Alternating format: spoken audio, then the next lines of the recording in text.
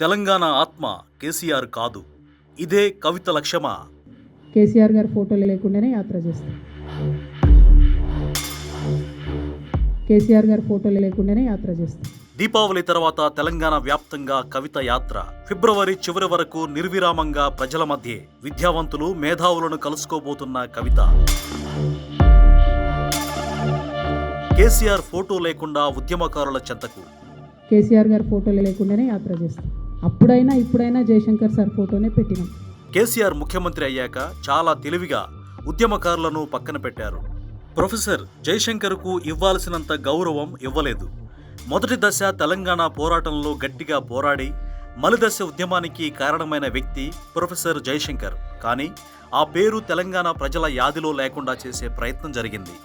తెలంగాణ రాష్ట్ర సాధన కేవలం కేసీఆర్ వల్లే వచ్చిందనిపించేలా మొదటి నుంచి ఎత్తులు వేస్తూ వచ్చారు. అందుకే తెలంగాణ ఉద్యమకారులకు ఏమాత్రం విలువ ఇవ్వలేదు. వాళ్లసలు లైమ్ లైట్లో ఉండకూడదనే ఉద్దేశంతో రాజకీయ బలంతో తొక్కేశారు. క్రమంగా కేసీఆర్ ఒక నియంతలా మారారు. ఫామ్ హౌస్ వదిలి బయటకు రాలేదు. తెలంగాణ సాధకుడిగా తనను తాను ప్రొజెక్ట్ చేసుకున్నాను కాబట్టి ఇక ప్రజలకు కనిపించాల్సిన అవసరం కూడా ఉండదనుకున్నారు. ఆ నియంత పోకడలే తెలంగాణ ప్రజలకు ఆగ్రహం తెప్పించింది. ఇప్పుడు కేసీఆర్ ఫోటో పెట్టుకుంటే ఆ వాసనలనే ప్రజల్లోకి తీసుకెళ్లినట్టు అవుతుంది. అందుకే కాబోలు కేసీఆర్ ఫోటో లేకుండా యాత్రకు ప్లాన్ చేసుకున్నారు కవిత. కేసీఆర్ గారి ఫోటోలు లేకుండానే యాత్ర చేస్తాం. కేసీఆర్ గారి ఫోటోలు లేకుండానే యాత్ర చేస్తాం. ఇక్కడ కవిత ఉద్దేశం సుస్పష్టం. తెలంగాణ ఆత్మ కేసీఆర్ కాదు, ప్రొఫెసర్ జయశంకర్ అని చెప్పే ప్రయత్నమే ఇది. అప్పుడైనా ఇప్పుడైనా జయశంకర్ సార్ ఫోటోనే పెట్టినాం. తెలంగాణ రాష్ట్ర ఏర్పాటు కోసం పోరాడింది కేసీఆర్ ఒక్కరే కాదు. కోట్ల మంది ప్రజలు వీధుల్లోకి వచ్చారు. వందల కుటుంబాలు ప్రాణత్యాగం చేశాయి.